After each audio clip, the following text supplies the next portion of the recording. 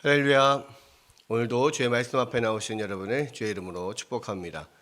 자, 오늘은 열왕기상 22장 13절부터 28절까지의 말씀인데요. 열왕기상 22장 13절에서 28절까지의 말씀 함께 읽어보겠습니다. 미가야를 부르러 간 사신이 일러 이르되 선지자들의 말이 하나같이 왕에게 길하게 하니 청하건대 당신의 말도 그들 중 한 사람의 말처럼 길하게 하소서. 미가야가 이르되 여호와께서 살아계심을 두고 맹세하노니 여호와께서 내게 말씀하시는 것 곧 그것을 내가 말하리라 하고 이에 왕에게 이르니 왕이 그에게 이르되 미가야야 우리가 길랏 라못으로 싸우러 가랴 또는 말랴. 그가 왕께 이르되 올라가서 승리를 얻으소서. 여호와께서 그 성읍을 왕의 손에 넘기시리이다. 왕이 그에게 이르되 내가 몇 번이나 내게 맹세하게 하여야 내가 여호와의 이름으로 진실한 것으로만 내게 말하겠느냐. 그가 이르되 내가 보니 온 이스라엘이 목자 없는 양같이 산에 흩어졌는데 여호와의 말씀이 이 무리에게 주인이 없으니 각각 편안히 자기 집으로 돌아갈 것이니라 하셨나이다. 이스라엘의 왕이 여호사밧 왕에게 이르되 저 사람이 내게 대하여 길한 것을 예언하지 아니하고 흉한 것을 예언하겠다고 당신에게 말씀하지 아니하였나이까. 미가야가 이르되 그런즉 왕은 여호와의 말씀을 들으소서. 내가 보니 여호와께서 그의 보좌에 앉으셨고 하늘의 만군이 그의 좌우편에 모시고 서 있는데 여호와께서 말씀하시기를 누가 아합을 깨어 그를 길랏 라못에 올라가서 죽게 할꼬 하시니 하나는 이렇게 하겠다 하고 또 하나는 저렇게 하겠다 하였는데 한 영이 나와 여호와 앞에 서서 말하되 내가 그를 꾀겠나이다. 여호와께서 그에게 이르시되 어떻게 하겠느냐. 이르되 내가 나가서 거짓말하는 영이 되어 그의 모든 선지자들의 입에 있겠나이다. 여호와께서 이르시되 너는 꾀겠고 또 이루리라. 나가서 그리하라 하셨은즉 이제 여호와께서 거짓말하는 영을 왕의 이 모든 선지자의 입에 넣으셨고 또 여호와께서 왕에 대하여 화를 말씀하셨나이다. 그나아나의 아들 신드기야가 가까이 와서 미가야의 뺨을 치며 이르되 여호와의 영이 나를 떠나 너희 어디로 가서 네게 말씀하시더냐.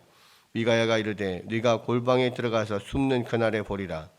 이스라엘의 왕이 이르되 미가야를 잡아 성주 아문과 왕자 요아스에게로 끌고 돌아가서 말하기를 왕의 말씀이 이 놈을 옥에 가두고 내가 평안히 돌아올 때까지 고생의 떡과 고생의 물을 먹이라 하였다 하라.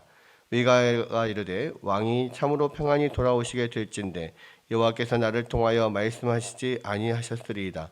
또 이르되 너희 백성들아 다 들을지어다 하니라. 아멘.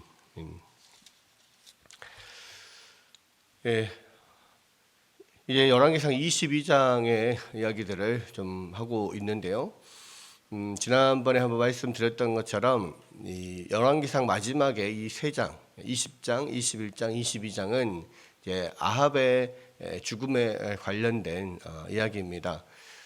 특별히 이제 이 열왕기상 20장에서는 아합이 해야 될 일을 하지 않았던 죄, 그리고 21장에서는 나봇의 포도원 사건이죠.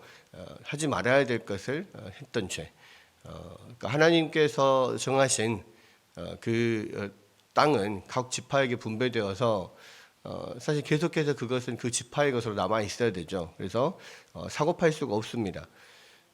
단지 사고 팔 수 있는 것은 이제 그 토지를 경작할 수 있는 그 권리를 파는 거죠. 그래서 이제 그 희년이 되기 전까지 경작하는 권리를 팔았다가 희년이 되면 다시 돌려받는 겁니다. 땅 자체를 팔 수가 없는데 이 아합은 나봇의 포도원을 그냥 나봇을 죽이고 지금 모함에서 죽이고 자기가 취해버리는 거죠. 그런 하나님의 법을 어기는 그런 일들을 했습니다. 그래서 결국 이제 22장 마지막에는 결국 이 전쟁 통해 아합이 죽게 되는 이제 이런 일들이 일어나는데 결국 이 전쟁을 통해서 아합이 죽는 것은 그동안 아합이 쌓아왔던 그 죄의 결과로 사실은 죽게 되는 거예요. 그런데 지금 22장에서는 이 아람과의 전쟁이 다시 일어납니다. 이 3년 동안 아람과의 전쟁이 없이 조용히 있었는데 그 3년이 뭐냐면 아람이 지금 북이스라엘을 쳐들어와 가지고 두 번에 걸쳐서 패배를 했잖아요. 사마리아 성을 포위하고 있다가 또 하나님의 도우심으로 패배를 했고 그 다음 해에 다시 절치부심해서 준비해서 이제는 산에서 싸우지 말고 평야에서 싸우면 이길 것이다. 왜?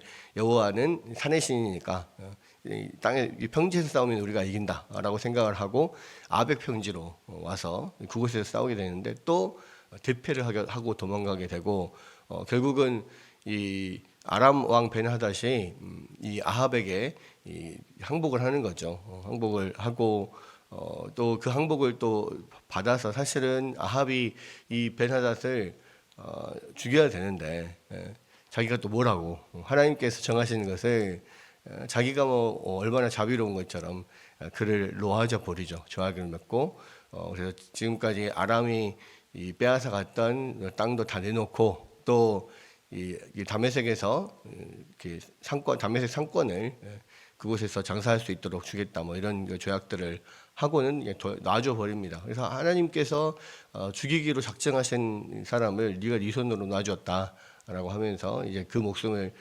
대신해야 될 것이다 뭐 이런 이야기를 하게 되는 거죠. 결국은 이제 그 이후에 3년이 지났다는 겁니다. 이 3년이 지나서 이제 다시 이제 아람과의 전쟁을 하게 되는데 이제 역사적으로 보면 왜 이때 3년 동안 전쟁이 없었느냐? 이때 당시는 뭐 그 전에도 잠깐 그런 이야기를 했었지만 이 아수르가 한참 이제 왕성하게 강성하게 지금 일어날 때입니다. 그래서 이 아시리아 제국이라고 하죠. 세계사에서 아수르 또는 아시리아 이렇게 이야기하는데 이 아시리아 대제국을 건설하는 그런 때이거든요. 계속 서진 정책을 펼쳐가지고 이제 아시리아 서쪽에 있는 이 아람 그리고 이 팔레스타인 쪽, 뭐 이스라엘 이쪽을 또 뭐 요단강 그 건너편에 있는 뭐 모압이나 암몬이나 에돔이나 이런 쪽 다 마찬가지로 지금 아시리아의 위협에 지금 들어와 있는 거예요. 그래서 지금 이 3년 동안 전쟁이 없었던 것은 뭐냐면 이 아시리아가 계속 서진 정책을 펼쳐가지고 쳐들어오니까 결국은 이 자기들끼리 싸울 수가 없는 거예요. 그래서 아람과 뭐 이스라엘, 뭐 에돔, 뭐 모압, 암몬 다 이렇게 연합해가지고 거기 아시리아의 대처를 하느라 사실 3년 동안은 그런 평화의 시기가 이렇게 있게 되는 건데 이제는 이제 그게 조금 위협이 살짝 덜해졌어요. 살짝 덜해지면서 이제 이 아합의 입장에서는 분명히 아람이 그때 배패해서 도망가면서 그동안 빼앗았던 것을 다 돌려주기로 했는데 돌려주지 않는 거죠. 그리고 그 중에서 특별히 지금 이 아합이 가져오고 싶어하는 곳이 어디냐면 길르앗라못입니다. 길르앗라못. 길르앗라못은 어디냐면 지금 그 요단강 건너편에 이스라엘 입장에서 봤을 때 요단강 건너편에 있는 지금의 요르단 지역에 있는 도시인데 이 길르앗라못은 이제 원래 이 요단 건너편 동쪽 요단 동쪽에 있는 이 두 지파 반이죠. 루벤, 갓, 므낫세 반지파에 속해 있던 그런 곳입니다. 그런 땅인데요. 길르앗라못이. 그런데 이제 길르앗라못을 특별히 원하는 것은 뭐냐면 이 길르앗라못이 이 이집트로부터 메소포타미아로 가는 그 왕의 대로라고 하는 길이 있어요. 그 왕의 대로가 지나가는 그 한복판에 있는 도시입니다. 그래서 그곳에서 이 메소포타미아와 이집트를 잇는 대상들이 지나가면서 그곳에서 쉬고 물자를 보급받고 뭐 이런 곳이에요. 그러니까 그러한 것들을 통해서 엄청나게 돈을 많이 버는 그러한 도시거든요. 네, 그런 성읍인데 그거를 되찾고 싶은 거예요. 이 아합 입장에서는. 그래서 이제 아람에게 이 길랄라못을 빼앗으려고 분명히 약속했지 않냐 베나닷이 우리에게서 뺏어갔던 거를 돌려주기로 했는데 왜 안 돌려주냐? 그러면 이제 그것을 또 이야기를 하면 정당성을 이야기를 하고 우리가 가져와야 될 정당성을 이야기하고 이제 전쟁을 하려고 하는 거죠. 모든 전쟁은 항상 뭔가의 뭐랄까 정당성이 있어야지 전쟁을 일으킬 수가 있거든요. 전쟁을 일으킬 수 있는 구실이 있어, 명분이 있어야 됩니다. 근데 이제 그 명분을 길르앗라못은 원래 우리의 땅이었고 또 너희가 가져간 땅을 빼앗아간 땅을 돌려준다고 하지 않았느냐 이런 명분을 가지고 이제 전쟁을 하려고 하는 겁니다. 그런데 이제 이 아합 이 지금 아람을 치려고 하면서 남유다에 있는 여호사밧 왕을 초청을 해요. 그래서 같이 치자라고 권면을 하는 겁니다.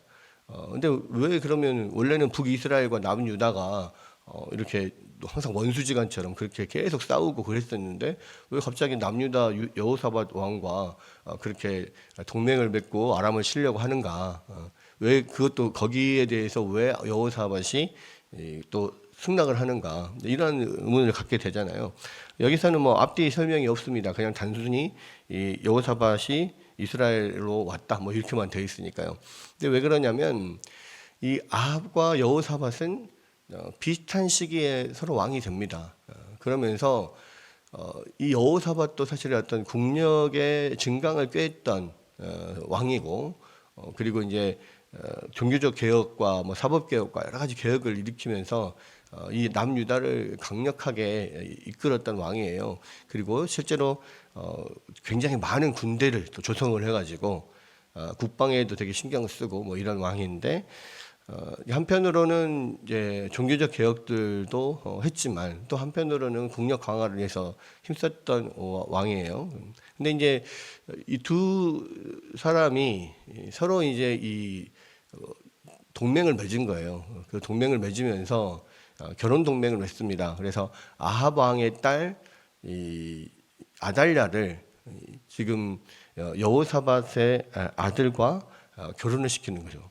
그래서 결혼 동맹을 맺습니다. 그래서 결국은 이 아달랴가 유다로 오면서 이 유다가 이제 전체적으로 뭐 바알 숭배와 막 이런 우상 숭배로 빠져들게 되는 그러한 문제가 생기게 되고, 나중에는 이 아달랴로 인하여서 그 유다 다윗의 자손의 왕들이 끊기게 되는 그러한 이제 이 위험까지 사실은 처하게 되는데, 어쨌든 그 아달랴가 이제 며느리로 오게 되면서 서로 아합 왕과 여호사밧이 사돈지간이 되는 거죠.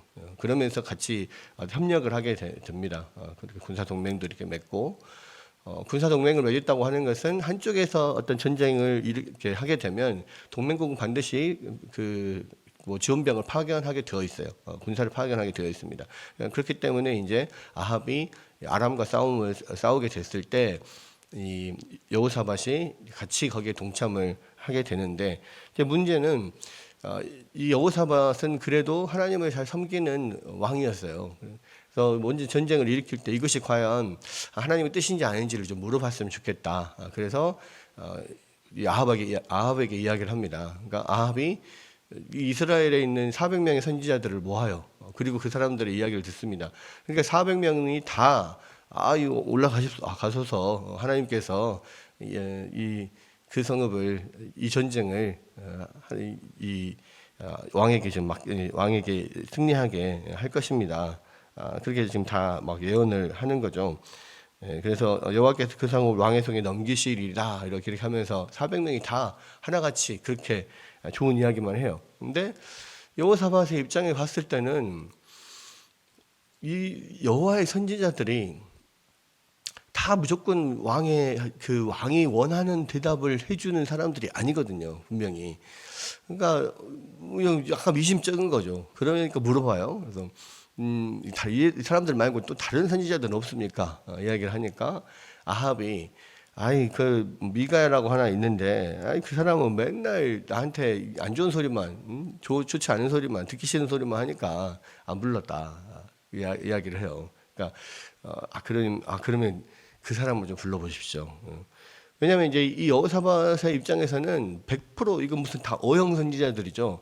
왕이 하는 일들에 뭐 이런저런 이런 거 저런 거에 대해서 문제점도 이야기하고 뭐 또 하나님 뜻이 이렇습니다 저렇습니다 이런 이야기를 해야 되는데 무조건 오케이 왕이 하시는 일을 무조건 하나님이 도우실 겁니다 뭐 이렇게 이야기를 하니까 그리고 여호사밧이 봤을 때 아합 왕이 그렇게 하나님을 잘 섬기는 왕이 아니거든요. 온 나라가 또 바알을 섬기고 막 그렇게 해야 되는데 뭐 여호와의 선지자들이라고 왔는데 그렇게 계속 뭐 무조건 왕의 이야기를 막 찬송하고 뭐 그렇게 한다? 이건 이상한 거거든요. 그러니까 그런 항상 반대하는 이야기만 하기 때문에 안 불렀다고 하는 미가야가 오히려 이 하나님의 참 뜻을 전하는 선지자일 것 같다라는 생각을 하는 거죠. 그래서 미가야를 부릅니다. 미가야를 부르는데 미가야를 부르러 간 사신이 미가야에게 오늘 그 13절에 보니까 이렇게 이야기를 하죠. 지금 다 이 400명 선지자 다 똑같이 이 왕의 손에 하나님께서 그 성읍을 넘기겠다라고 말을 하니까 당신도 거기에 좀 맞춰서 이야기를 해달라, 이렇게 이야기를 합니다.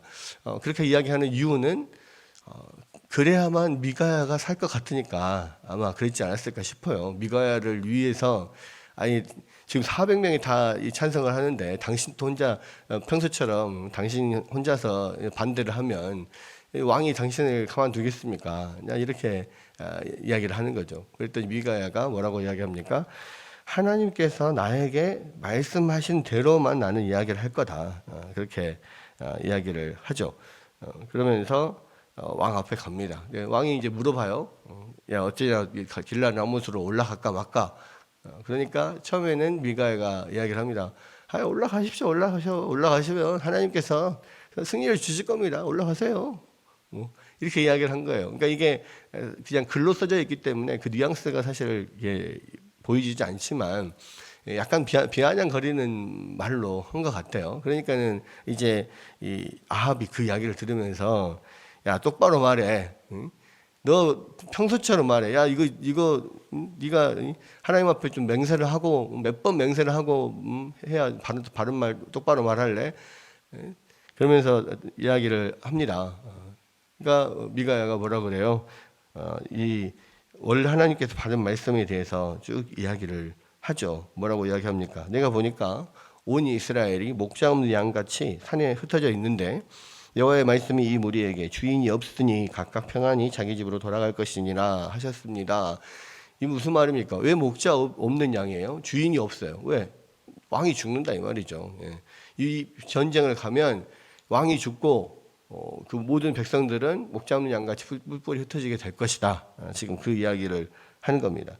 그러니까 자기가 아합이 야 똑바로 말해라고 해서 똑바로 말했는데 이제 바르게 말하니까 보십시오. 이 사람이 나한테 걔는 기란 예언을 안 하고 맨날 흉한 예언만 한다니까요. 보십시오. 또 흉한 예언을 하잖아요. 이렇게 이야기를 합니다.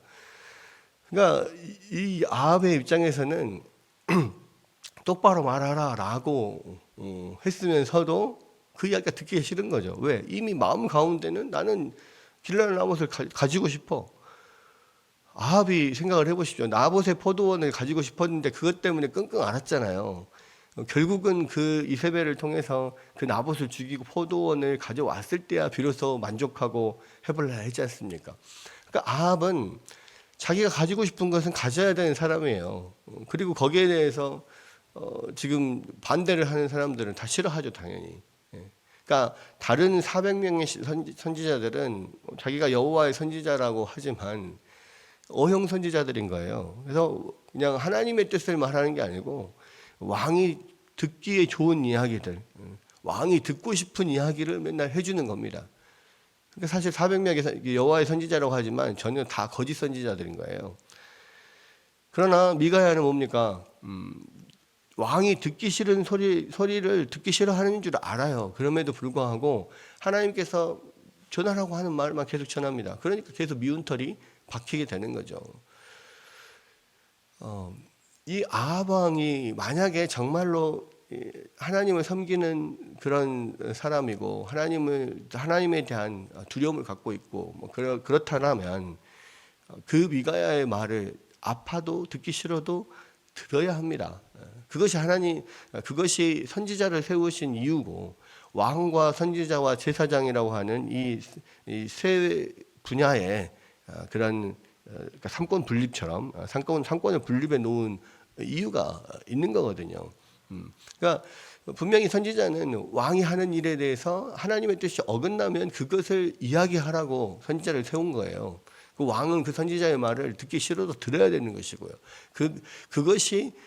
그것으로 인하여서 이 왕이 바른 길을 갈 수가 있는 겁니다. 선지자의 말이 사실은 하나님의 음성이거든요.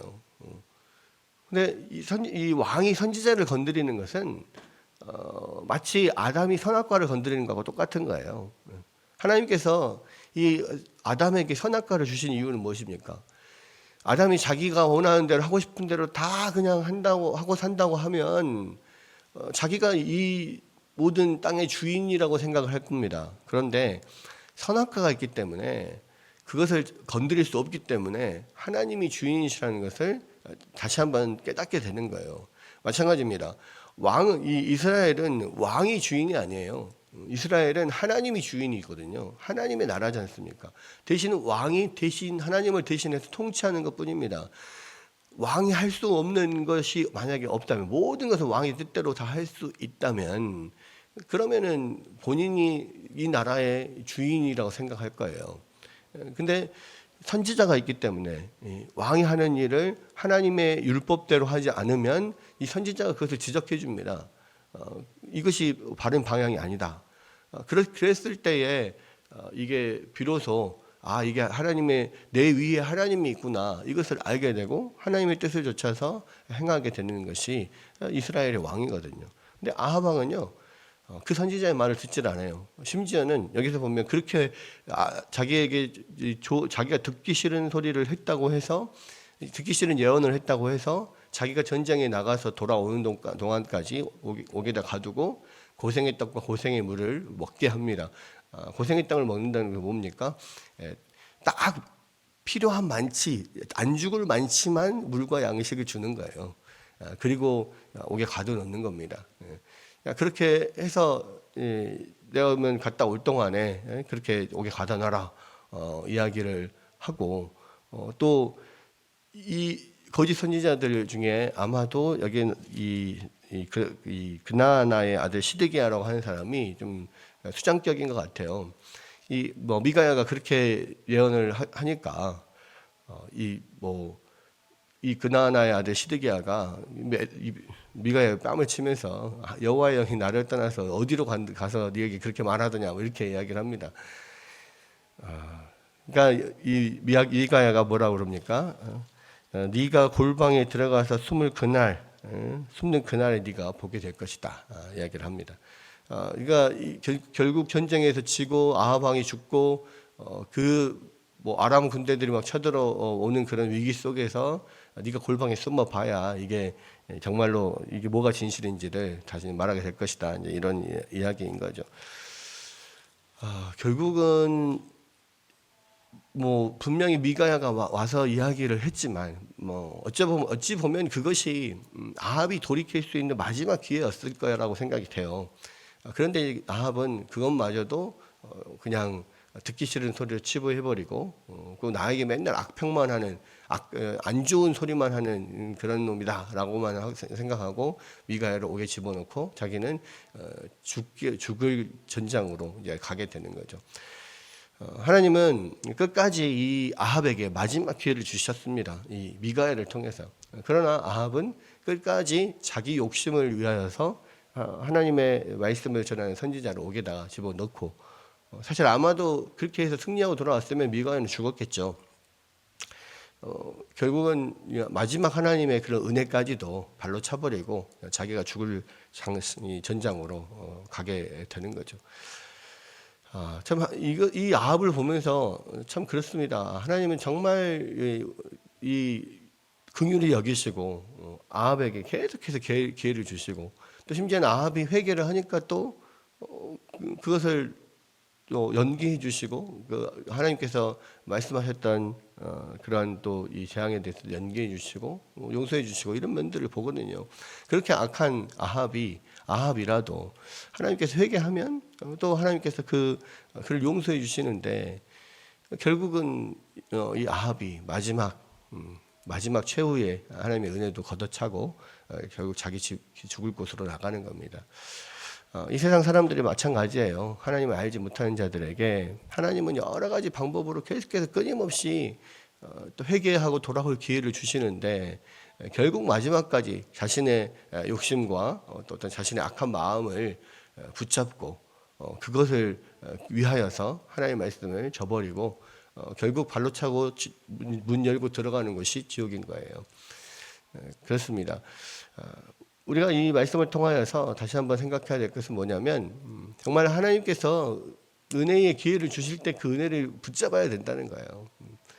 물론 그러한 마음들을 주시는 분도 하나님이시고 하나님이 그런 은혜를 주시지 않으면 우리가 스스로 그 은혜를 받아들이지 못하는 그런 악한 죄한 죄인들임에도 불구하고 하나님께서 우리 가운데 기회를 주시는 거거든요. 근데 하나님의 자녀들로서 우리가 살아가면서 항상 하나님의 뜻만을 행할 수 있는 사람들은 아니잖아요. 우리는 연약해서 항상 넘어지고 또 하나님의 거역하기도 하고 그렇습니다. 그때마다 늘 우리가 기억해야 될 것은 뭡니까? 하나님 기회 주실 때 빨리 잘못했다 하고 하나님 앞에 돌아오는 거예요. 그것만이 우리가 살 길입니다. 또 하나는 이 시대도 마찬가지. 이 아합의 시대처럼 참 무엇이 거짓인지 무엇이 참인지를 잘 모르고 분별을 못할 때들이 많이 있습니다. 우리가 그럴 때마다 또 붙들어야 될 것이 바로 이 하나님 말씀이죠. 모든 것이 하나님의 말씀이 근거가 되어서 정말 하나님 말씀에 비추어서 아니다라고 하면은 우리가 거부해야 되는 것이고, 하나님 말씀에 비추어서 이것이 맞다라고 하면은 그것을 아무리 손해를 보고 심지어는 위협을 당할지라도 그 말씀을 붙잡아야 하는 것입니다. 왜냐하면 우리가 이 세상의 삶이 우리의 전부가 아니니까요. 우리의 모든 인생의 마지막 심판을 하시고 우리의 인생의 마지막 판결을 내리실 분, 우리가 잘 살았냐 못 살았냐를 판결하실 분이 하나님이시잖아요. 그렇기 때문에 우리가 이 말씀을 붙잡고 끝까지 우리가 나아가야 한다는 겁니다. 오늘도 이 세상에서는 또 많은 성경과 다른 많은 소리가 들려와요. 거기에 휩쓸리면 안 됩니다. 세상 사람들이 뭐 그런 이야기를 하죠. 세 명만 똑같이 입을 맞추면 호랑이도 만들 수 있다. 많은 사람들, 우리가 속해 있는 사람들 중에 몇 사람, 뭐 10사람들 중에 9사람이 아닌데도 불구하고 저것이 맞다고 하면요, 나머지 한 사람은 거기에 따라가게 되는 그러한 모습들이 있습니다. 그러나 우리는 이 400명이 같은 소리를 내도 아닌 것은 아니라고 말하는 미가야 선지자의 그런 뒤를 따라야 됩니다. 우리가 그러한 것들을 생각하고 하나님의 말씀을 늘 우리 중심에 새기고 이 세상의 어떤 이익이나 이런 것을 위하여서 우리가 굽어지고 우리의 생각을 바꿀 것이 아니라 하나님의 말씀을 중심에 두고 그 말씀 붙잡고 세상에서 어떤 소리를 해도 이 말씀대로 우리가 꿋꿋하게 나아가는 그러한 자들이 될 때에 비로소 하나님의 자녀이고 하나님의 백성들이라 할 수 있는 거죠. 오늘 이 말씀 붙잡고 다시 한번 하나님의 말씀이 우리의 절대적인 기준이 되도록 그 붙잡고 살아가는 우리가 될 수 있기를 주의 이름으로 축원합니다.